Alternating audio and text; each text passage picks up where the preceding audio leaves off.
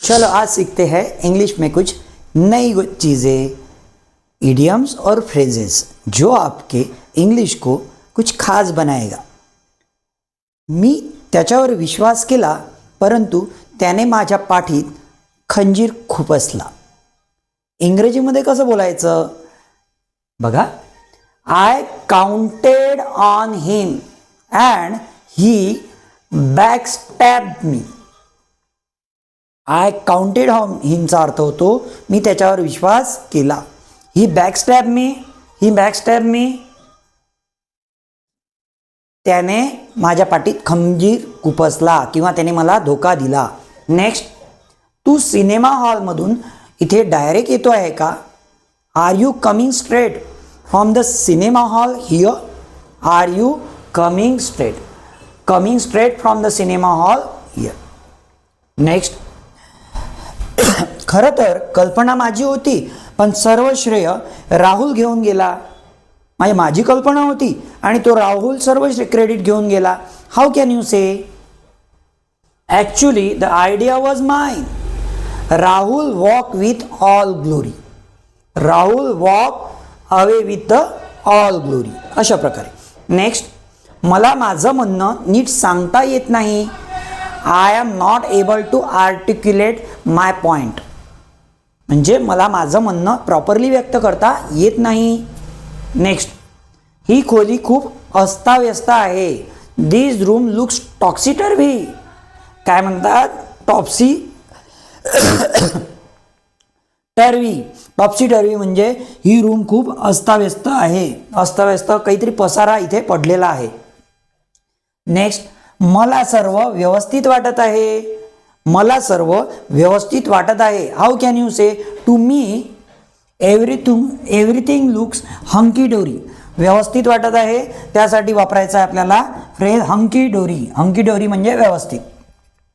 Next, तुला तर गोंधळ असलेलं किंवा गोंधळ सुद्धा चांगला वाटतो किंवा व्यवस्थित वाटतो असं म्हणायचं असेल तर काय म्हणाल?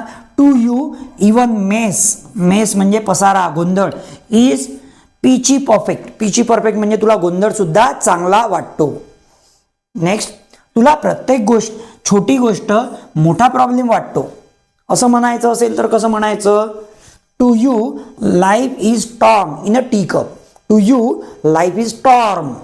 T cup. नेक्स्ट, मला हे सर्व नीट करावं लागेल। I will have to sort it out म्हणजे मला जे काही झालेलं आहे, पसारा झालेला, मेस झालेला आहे ते व्यवस्थित मलाच करावं लागेल। नेक्स्ट, विनाकारण वेळ का घालवतो आहेस? वाय डिली डॅली? इट मीन्स आपण बेसिकमध्ये कसं म्हणतो why are you wasting time, तर तुम्ही ॲडव्हान्समध्ये म्हणू शकता वाय डिली डॅली। नेक्स्ट, चला सुरुवात करूया। बेसिकमध्ये कसं म्हणतो आपण लेट्स स्टार्ट, तर ॲडव्हान्समध्ये म्हणतात let's set the ball rolling. Next घेऊया, आता मी माझा निर्णय पक्का केला आहे। Now I have made the decision असं आपण बेसिकमध्ये म्हणतो। ॲडव्हान्समध्ये म्हणतात now I have made up my decision. Now I have made up my mind किंवा डिसिजन। नेक्स्ट, वेळ आल्यावर पाहू काय करायचं ते। जेव्हा वेळ येईल तेव्हा बघूया काय करायचं ते। How can you say in advance English? We will cross the bridge when we come